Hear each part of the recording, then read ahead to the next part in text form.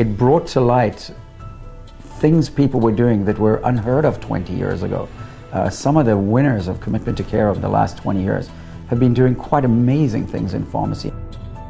Ontario's new tobacco legislation will ban the sale of cigarettes in drugstores later this year. I was the outgoing president of the College of Pharmacists when that happened. It was a tough decision taken by the college. It was a tough decision taken by the profession, but retrospectively, it was probably one of the smartest things we ever did. Many employers were short-sighted, and they felt that if mail-order pharmacy can save a buck, that's the way to go. But they forget to think of the whole patient. It was a tough time. I went through a stretch where I was shorthanded in my pharmacy for a couple of years.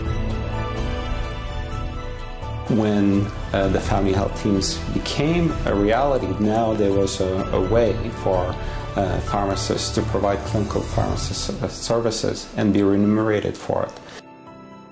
Today we're talking about MedsCheck. When any organization, being government, third party, or even private person, saw value in what I was doing and was going to pay me for it, it was great. And I think finally we got there. It seems that every 5 years the government says, you know what, pharmacies make too much money and we should do something about it.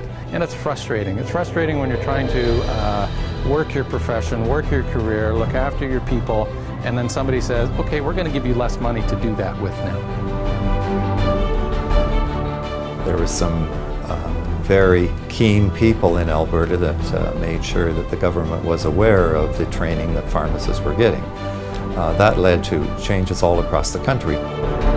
Waterloo was really looking to make its mark as being different and trying to instill in its graduates a sense that the pharmacy world was big and it was broad and there was a number of opportunities. Last year in BC, the scope of pharmacy practice was expanded to include the administering of injections. I don't think I've ever heard such excitement in the general population with people saying, wow, isn't it great? I can now go to my pharmacy and get an injection done. It was great to see pharmacy, see the blood pressure increase and have people realize there's a lot at stake here, because if we don't get the appropriate funding for our services and our scope of practice, how are we possibly going to be able to ever live up to our value that we can offer in the healthcare system? We can't be good pharmacists if we don't have good technicians, if we don't have good support. Sometimes we do not have the cancer chemotherapy that's required for our patient. On the other side of the coin, it's a real opportunity for pharmacists to shine. I did not have sexual relations with that woman. I've always been a careful user of my words, but I've never had to be that careful.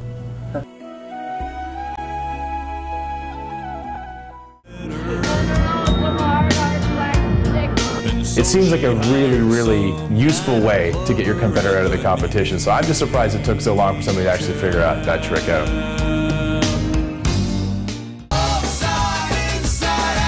Living a vida loca. No, I remember She Bangs. I don't know why. She bangs, I don't know.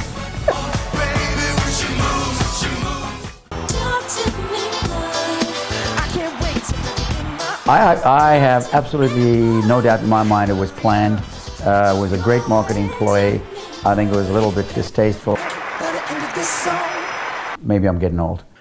Kate and I have decided to separate. When you looked at that particular show, I don't know how he lasted as long as he did with that woman. Hello, I need your help. Would you come here?